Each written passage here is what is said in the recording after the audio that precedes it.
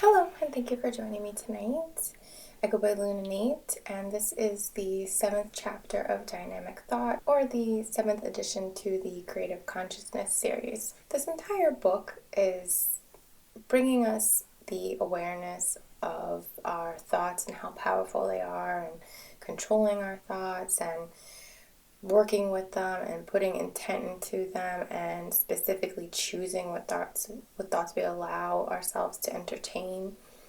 This chapter is along the same lines, but it's more stressing how thoughts are things and getting us to, or encouraging us to really see them as something that has material in a sense, the same way that a mountain is real. Thoughts are real, they're subtle, they're not seen to us, we can't visually see or physically touch them in a sense, but they nonetheless have a huge impact on our lives, and they are things, they are creations, they have cause and effect, they have all the qualities of any other element, you could say, or any other physical element that we're more typically used to seeing as a thing. And when we can allow ourselves to treat them this way, it might be easier for us to work with, because now we can see them as building blocks in a sense, or as something with real substance, and not just this fleeting thing that comes in and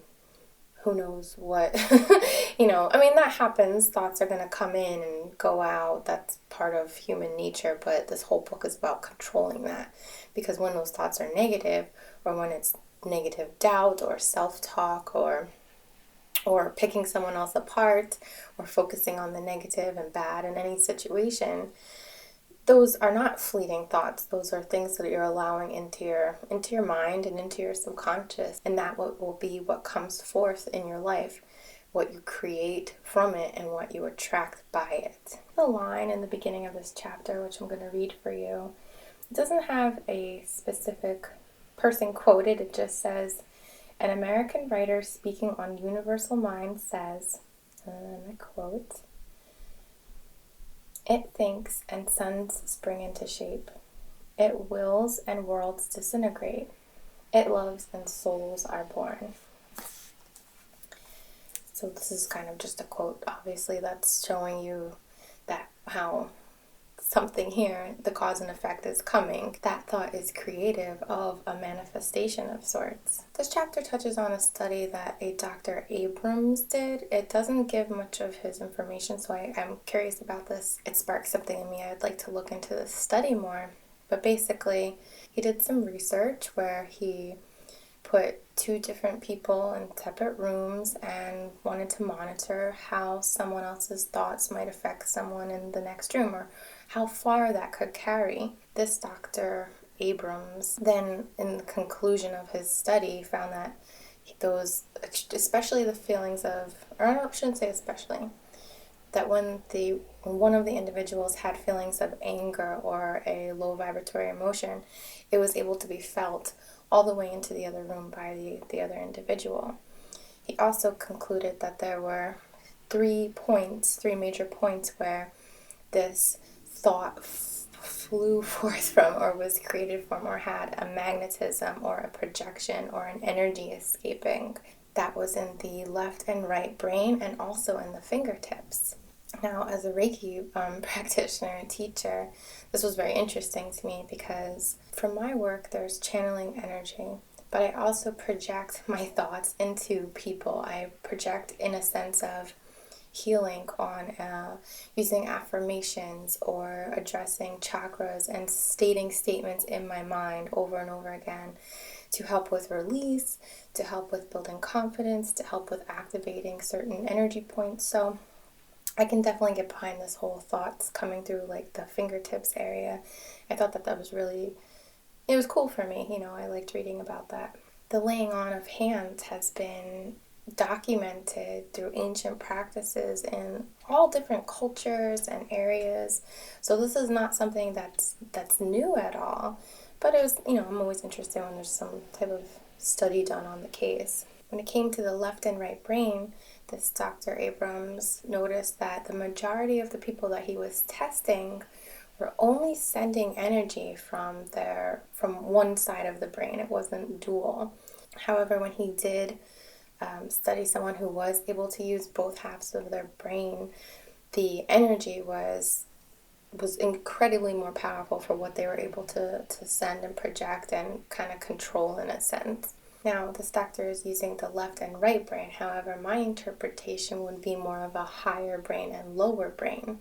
Lower being the more egocentric, me, myself in this body, in this lifetime, the things that I've experienced, my personality of sorts, and my higher brain being my more connected to my soul, my subconscious, my ultimate wisdom, my universal wisdom, my gnostic wisdom, you could say, in a sense. So you can see, if you're on board with that line of thinking, how much more powerful we become when we utilize not only our conscious mind, but our subconscious as well. Or you could look at it as not only, if you want to look at the left and right, not only our actions, but also our more subtle creative sides as well. Not only our energy which is expressed, but the energy which is received in a sort. So the masculine and feminine polarity type of situation that goes on within all human beings, and possibly, all life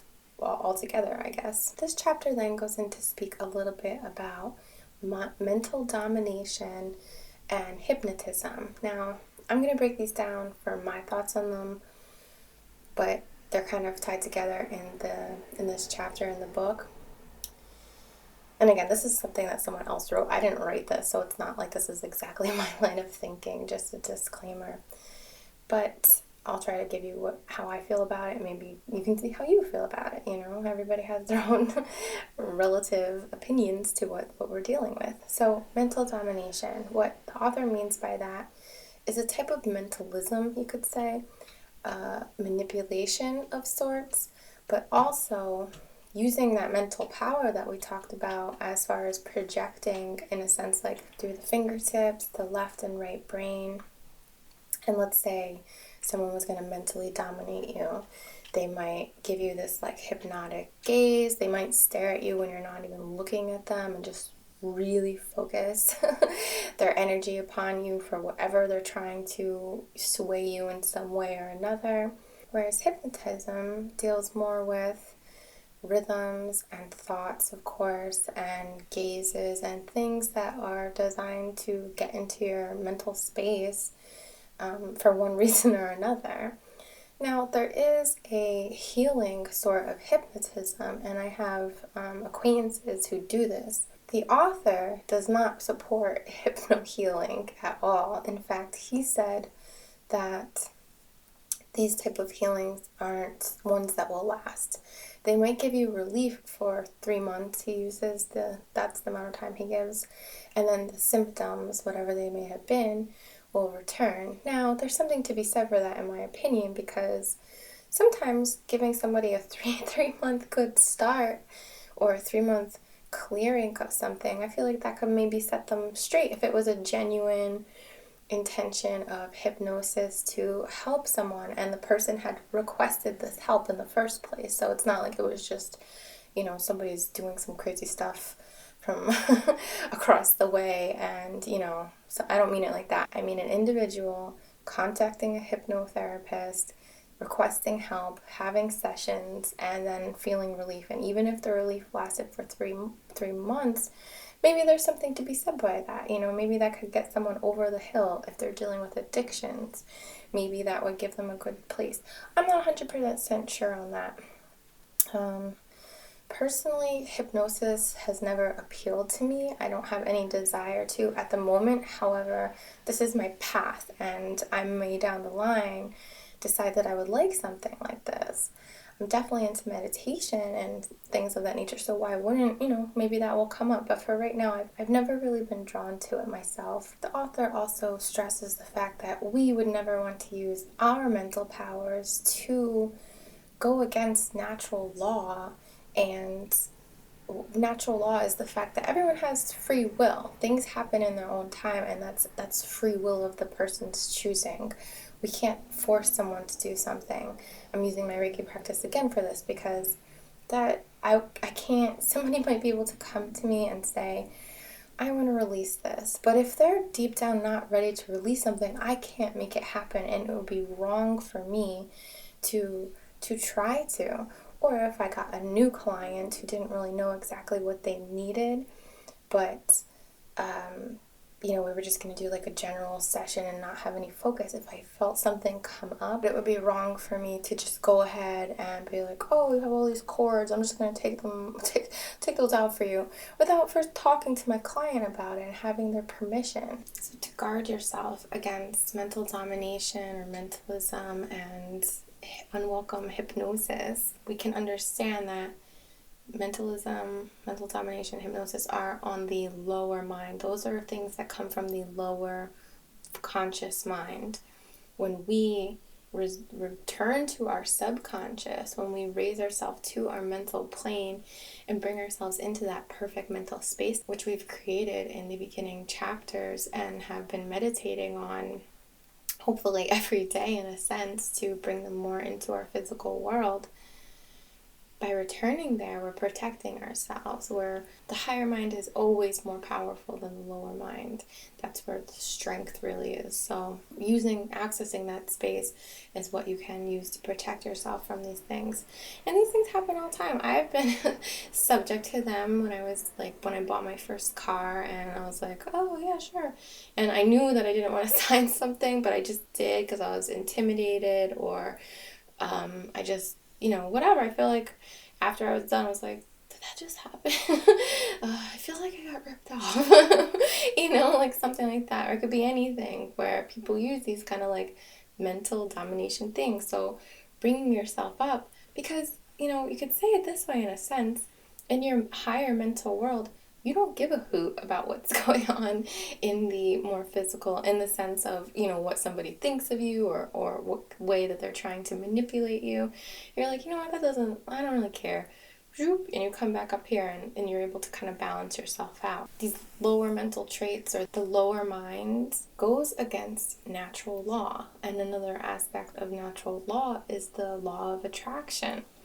In the same way that through the ether, out of the ether come electrons forming atoms, dancing, forming cells, forming matter, which is what, everything in our physical world is made out of, or, that we can see and touch. In the same way that the stars and planets are all drawn together and, balanced in some way, and how this is the law of attraction is what's keeping us from, just kind of shooting off into space and like piecing out on the sun. This is all the law of attraction as well. So when we go against this, when we interrupt it, when we try to force things, again, natural will or personal will, and then the law of attraction, by manipulating these, it's not going to work. It works in a sense for a temporary thing, but it's not going to continue. So there's no point in doing things this way. You might reap some kind of, or whoever is doing it might reap some kind of temporary reward, but in the end they're going to pay for it. When we're raising ourselves to this perfect mental space that we've created, again, I kind of mentioned this in the beginning of this video, but not only does like attract like, but like creates like. High vibrational things not only attract high vibrations to you, but they create others of the same. So if you have a really beautiful thought that you're thinking, and you nurture it, and you really build it up, and you build it around your senses and your mental senses, and you can really see it, and you meditate on it, and you're just really filled with this thought, whatever it may be, it's going to create other equally beautiful thoughts for you, and ideas and inspirations, and carry you in a sense to your goals that way. It's like more of a chain reaction of sorts. You can think of it as like a cell which, duplicates itself. But the same is true about negative thoughts, or ones that are not serving us. When we're focused on something that we don't like, or that is negative, or bad memories, it's like a chain reaction too. This used to happen a lot to me when I would like cry as a kid. It was like I'd cry about something, and then I'd remember everything that ever made me cry, it felt like, and I just would be like like crying like crazy.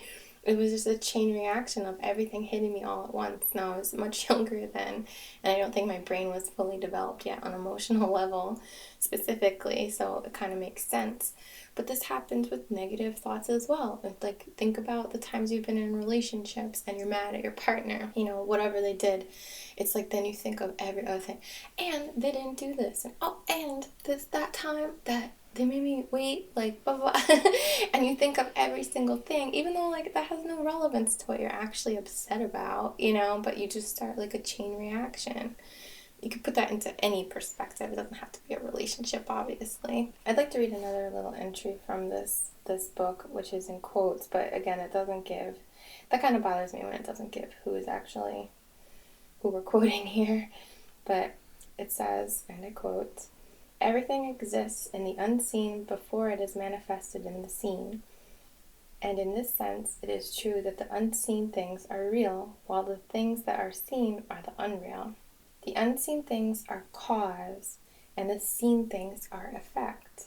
The unseen things are eternal, the seen things are the changing, the transient." I'm sure if you take some time to think about this, you can apply this to something in your past and kind of really vibe with this line here. What's in our world is always changing, is always adapting to, in some sense, to our thoughts, to our choices, to ideas that we've had. So it's really interesting to really clearly chew on that a little bit and see how, or consider the fact that this is just always changing and that this is what's really the cause of all of it. If we go back to that cell multiplying, when you're thinking of things that are successful, when you're just picturing, even if you don't know the way exactly yet, but you see yourself in the position that you want, in the life that you want, having the day-to-day experiences that would work for you, those are going to create more of the same. And again, they're going to carry you there. They're going to lead you the way. So even though it seems like when you first get started, it might be like, okay, well, I'll try. But you're really doing a great service for yourself. And although sometimes it seems like you're wasting time or you're not really doing anything, and sure, there will be action, absolutely. However, that's the first step. Having the thought and the idea and the clarity there is the first step, and that is something that is real. So think of it that way. Think of it as a thing that you're working to build. There's a little passage in this chapter about deserving, that we get what we deserve by virtue of our thoughts.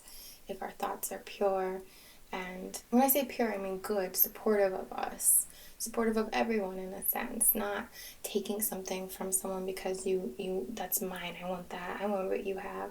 But I mean cultivating it for yourself, that's what I mean by pure. And bright and light and positive and successful and healthy and just really beautiful thoughts. What we deserve is to receive that which we're thinking about. And the same goes true for when we're thinking about negative things or things that we dislike or things that we hate or terrible situations without us actually acting upon them in a productive way. What we deserve then, according to this passage, which I can kind of get behind in a sense, is we're attracting that. That's what we deserve in a sense, because we haven't lifted ourselves and done this mental work of raising ourselves up. Now, there are some very horrible, horrible things going on in the world at the moment, but if you think that these things have not constantly been going on, there has been horrible shit going on in our world since humans have come to be, for hundreds of thousands of years. There's been things like sacrifices or entire continents or islands, just disappearing under the water. There's been wars forever. There's been racism, prejudice, misogyny. Every horrible thing that we're experiencing right now has always been around. So don't let those negative things impact you in a way that are going to make you feel hopeless or make you feel like you're not doing anything, you're not helped, there's no way to help, because preserving your mental space does add to the collective consciousness that exists here, and it does make a difference.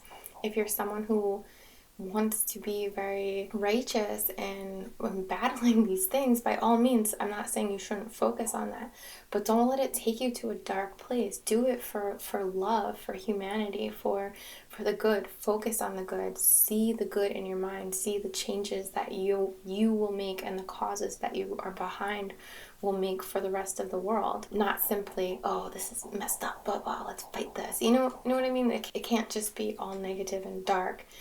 That might be what sparks it in you, but that's not what's going to fulfill you. It's just going to let you slip into a dark space. So just please keep that in mind if you're caught up in what's going on right now. The beginning to this meditation has a little intro, which touches on the fact that our minds wander. So it has a little statement for us to read before we approach our meditation. So while we're breathing in pure air of perfect mental freedom, we want to say, mind wandering cannot affect me. I am a perfect mind, part of the great universal mind that is everywhere and works in and through everything. Therefore, my mental powers are perfect.